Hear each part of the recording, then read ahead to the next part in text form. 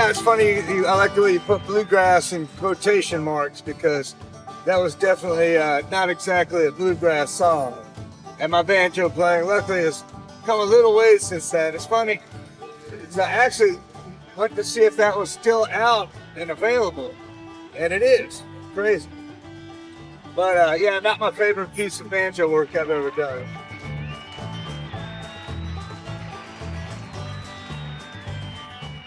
I love touring with the Flaming Lips.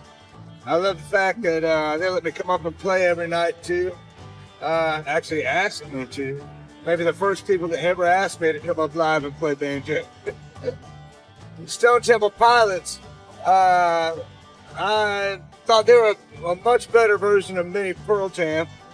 And Pearl Jam was not my thing, but everybody always compared the two bands.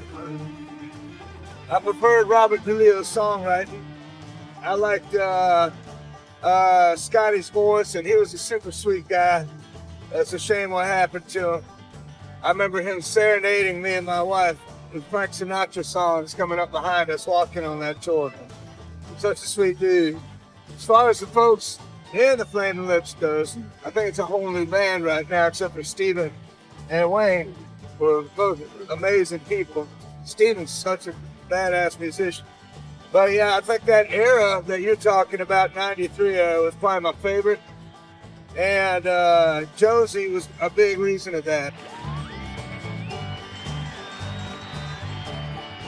I remember he kind of kept to himself a lot, but his rig was super cool. And from what he told me, his dad built all those effects units that he played. So none of them were labeled. And he was extremely talented, had a great ear, really sweet to be around. Never heard him raise his voice. Barely ever heard him talk unless you talked to him. But yeah, great people, great time in my life. That was right before I first left the Butthole Circles. That would have been in 94. So I guess we finished it with a bang for me. We started playing again later, but that doesn't really count.